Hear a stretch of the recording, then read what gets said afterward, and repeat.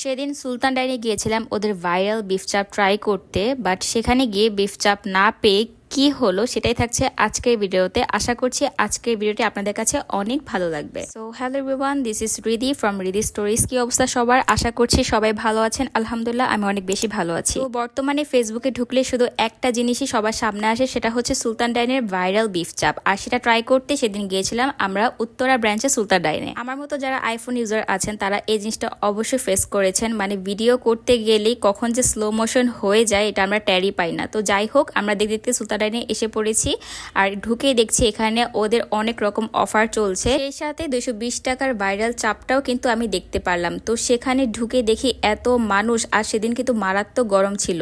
ভিতরে ঢুকার পর এত মানুষ দেখে আমার মনে হচ্ছিল না যে বাইরে এত গরম।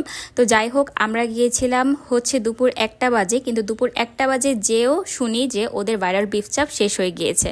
মানে এত ডিমান্ড, আর আমরা গিয়ে দেখছি সবাই বিফ চাপ খাচ্ছিল। তো কি করার, যেহেতু বিফ চাপ লাগে নাই, তো যার কারণে আমরা এখানে একটা বাসমতি কাচ্চি নিয়েছিলাম, যেটা 1:1 ছিল। অনায়াসে 2 জন কিন্তু খেতে পারবে, এত পরিমাণ ছিল একজনের জন্য। তো এখান থেকে আমরা একটা কাচ্চি অর্ডার দিয়েছিলাম আর সাথে অর্ডার দিয়েছিলাম ওদের বোরহানি।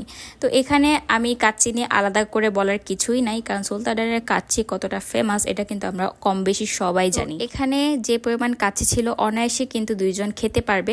তো এখানে আমি সবার প্রথমে অল্প একটু কাচ্চি নিলাম আর সেই সাথে সালাদ নিয়ে আমার প্লেটিংটা সুন্দর মতো সাজিয়ে নিলাম। তো সব কিছু এত টেম্পটিং লাগছিল, আর আমি কিন্তু অনেক দিন পর কাচ্চি খাচ্ছিলাম। তো যাই হোক, এখানে আমি মাংসগুলো এক সাইড করে এর উপর লেবু চিপে সুন্দর করে সব কিছু মাখিয়ে যখন একটা বাইট মুখে দিলাম, আমার একদম ফ্লেভার মুখে ব্লাস্ট হচ্ছিল।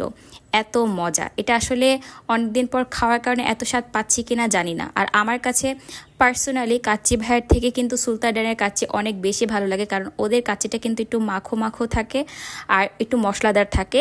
আর কাচ্চি ভাইয়ের কাচ্চিটা আমার কাছে একটু মশলা কম লাগে আর ঝরঝরে লাগে। তো যারা আমার মতো মশলাদার মাখো মাখো কাচ্চি বেশি পছন্দ করেন তাদের জন্য সুলতান ডাইন বেস্ট। আর এখানে আমরা যে কাচ্চিটা নিয়েছিলাম এটা একজনের পরিমাণ ছিল আর প্রায় 500 টাকার মতো ছিল।